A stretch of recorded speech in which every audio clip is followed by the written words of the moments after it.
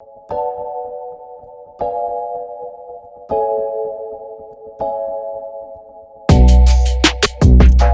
guys, it's Shara from Woodshop Diaries, and today I want to show you how I built this computer desk for my dad with a pivot hinge door, a couple of drawers, and a pull-out keyboard tray. So if you're ready to get building, let's go.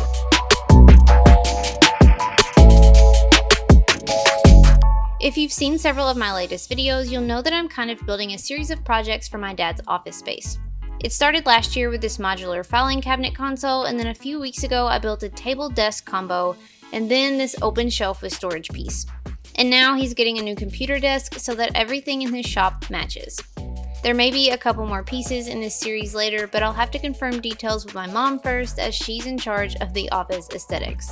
In the meantime, this was an interesting build that I'm really excited to get into. I ran into a couple challenges with the door, as it was my first time using pivot hinges and I wasn't using them the traditional way, so stay tuned for that. Now let's get building. This video was sponsored by my friends at Craig Tool, who just recently came out with a couple of new pocket hole jigs. I'll be using the new 720 Pro in this video, so keep an eye out. I've got the printable plans and detailed step-by-step tutorial linked below if you want to build one of your own. I started this project out the same way that I started the desk, table, and the open shelf project, by making the legs.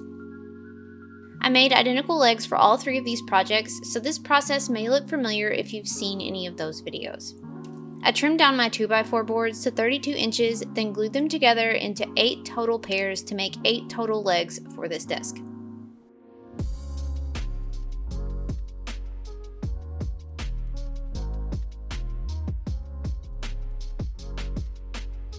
Once the glue was dry, I trimmed about 1/4 of an inch off each edge on the table saw just to clean up after the glue and to make them a 3-inch square leg. Then I trimmed them down to their final lengths on the miter saw. And just like before, after they were trimmed down, I adjusted my miter saw angle to 60 degrees to taper 2 sides of each leg from the center out. This is an optional step, but it does add a little extra detail to fancy things up a bit.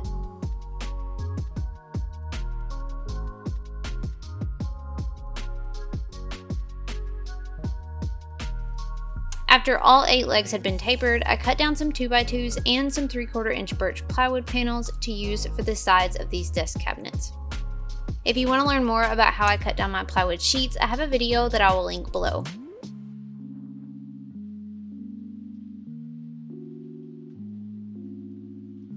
Once everything was sanded well, I brought out my new Craig 720 pocket hole jig to try out. I'll link the product page with all the details about this jig in the description, but I wanted to point out 3 of my favorite new features that they've added to this particular jig. First, it has fold-out support wings for extra support when drilling large plywood panels, which I'm about to do. Second, it has onboard tool storage for drill bits and the little wrench that loosens the set screw on the drill bit stop collar. So maybe now I won't be losing it all the time. And third, the AutoMax clamping feature is set up to automatically adjust for your board thickness. So whether you're drilling into 1.5 inch thick or 3/4 inch thick material, you don't have to change anything on the jig anymore like the older models. So I drilled my pocket holes into the 2x2s and the plywood pieces and began assembling the side panels using wood glue and pocket hole screws.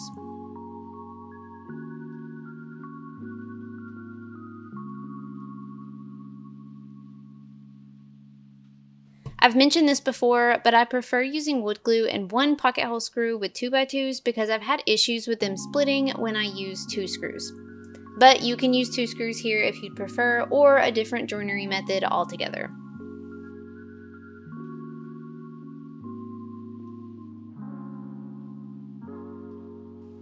I made sure to pay attention and face the tapers the right directions on the legs when assembling. And once I had all 4 identical side panels, I started building the 2 desk cabinets. One of these cabinets will have a door and shelves, so it needed a solid bottom. So for this, I cut a 3/4 inch plywood panel and attached it between 2 2x2s using pocket hole screws to make this bottom shelf.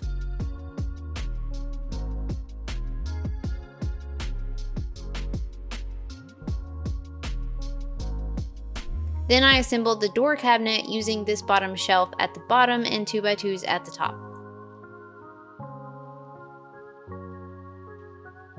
It's important here to attach the bottom panel equal distance on both sides from the top 2x2s to keep everything square.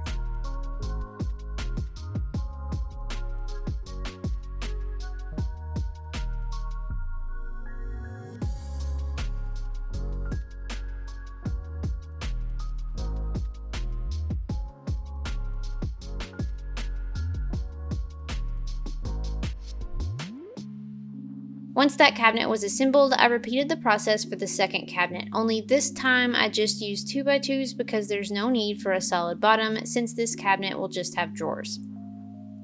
If you wanted to make a solid bottom, that's totally fine, it's just not really necessary. Now that both cabinets are built, it's time to customize each one. Because I love drawers, I started with the drawer cabinet first. I installed 2 pair of 16-inch ball bearing drawer slides into this cabinet, one at the bottom and one 12 inches from the bottom. Because the drawer fronts will be about 1.5 inches thick, I inset these hinges 1.5 inches.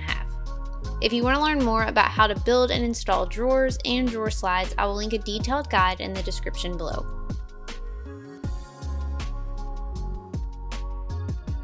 I ripped a piece of plywood off of my plywood sheet to build the drawer boxes from.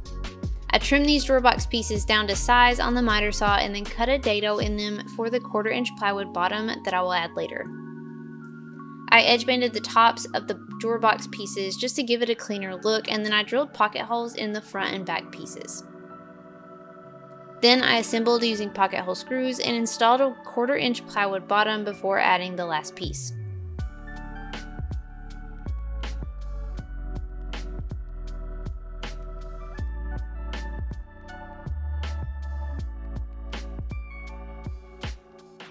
And finally, I installed these drawer boxes into the cabinet.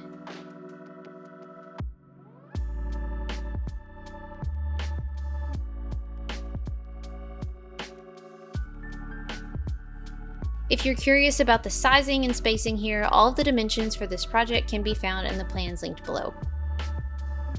I still needed to build the drawer fronts, but for now, I set this cabinet aside to work on the door cabinet.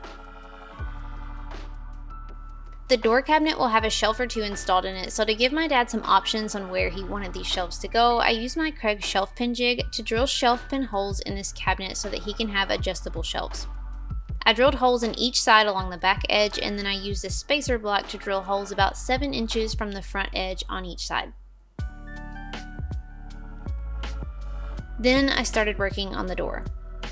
I cut the door from 3/4 inch plywood and edge banded the sides, then I just cut to fit cove molding to trim out the edges.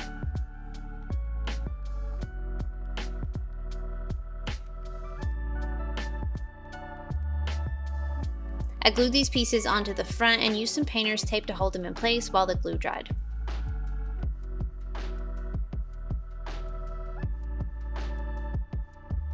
Now a note about the hinges. So this project is a little different than how I would normally mount a door, since this door is actually 3/4 inch plywood with an additional like 11/16 cove molding on the front. This door is like almost 1.5 inches thick, like right here.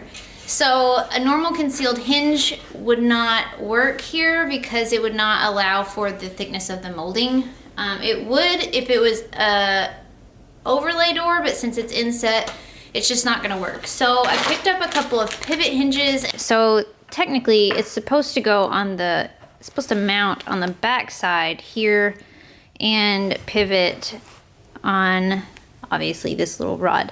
Now that's not gonna work because no matter where I put this pivot, this trim is still gonna hit. So we're gonna put it on the outside edge like this instead of on the back, and that way it can pivot here, and we should be able to have enough material over here to screw this hinge into. I think that it will work, and whatever works, works. I've linked the exact hinges that I used below. To install these, I found a drill bit that was slightly larger than the bushing, but not quite as large as the flange of the piece that came with the hinges. I set that bit aside for now and measured 5/8 inch from the left edge and 3/8 from the front edge. It appeared that the hinge would be able to pivot freely there, so I first drilled a small hole. This was really close to the side of the cabinet, so I had to drill it at a slight angle, but it was fine. Then I used my larger drill bit to drill a hole for the bushing to fit into. I used a scrap wood block and a hammer to tap it into place. I repeated this process at the top, and then I test fit the door to realize it was too big. So at this point, I took a deep breath and celebrated that the hinges worked, and also mourned that I was going to have to remake this door. I took the time to go ahead and build a new door and the drawer fronts at the same time so that they'd both be ready to install later. These were all just plywood pieces cut to size with cove molding glued around the front edges. So I glued and taped the pieces in place and let them dry. While the glue dried on those, I screwed a 2x2 between the two cabinets at the top back corner to prepare to attach the top panel. I cut the top of this desk from 3/4 inch plywood, cutting big enough that there would be an inch overhang on each side of the cabinets and along the front. I edge banded the sides, gave it a good sanding, and then centered this top piece onto the cabinets. I used 2-inch wood screws through the top 2x2s in multiple places around this desk to secure the top. I made sure to keep the space between the cabinets equal from the front and the back before attaching. Now the middle of this desk has a keyboard tray. So to give the drawer slides somewhere to mount to, I screwed 3/4 inch plywood scraps between the legs on each cabinet in the middle so that they were flush to the outside edge. Then I could mount these drawer slides onto these pieces. I rummaged through my scrap plywood pile and found some pieces that I could cut down to build the keyboard tray and to use as the tray front. I edge banded the sides that would show, sanded everything well, and then screwed these sides into the bottom panel.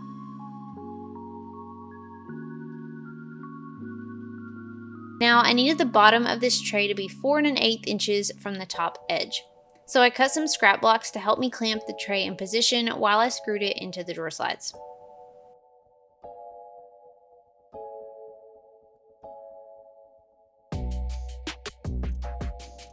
For the tray front, I was going to install this using overlay concealed hinges. So I used my Craig concealed hinge jig to drill out the cup holes to install the hinges. But before installing them, I glued cove molding around the front to match the rest of the cabinet.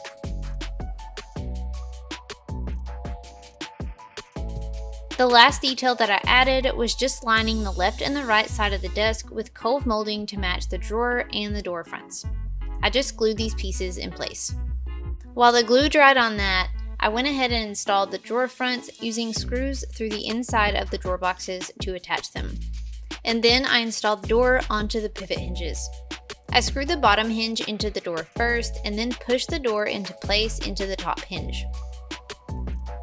In order to screw the door to the top hinge, I had to crawl through the back side of the cabinet, and it was a pretty tight fit. But once everything was together and screwed in place, to my surprise, this worked out really well. I installed full overlay concealed hinges for frameless cabinets onto the keyboard tray front. Then I installed the keyboard tray front onto the tray. This will allow the front to fold open as needed for typing.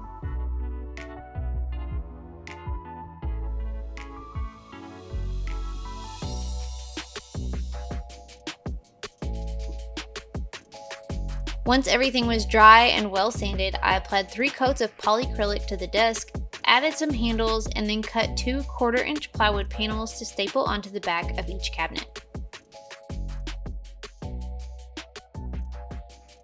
You can drill holes into these back panels for cords if you need to. And the last thing was just adding some shelf pins and a shelf. And finally, this desk was complete.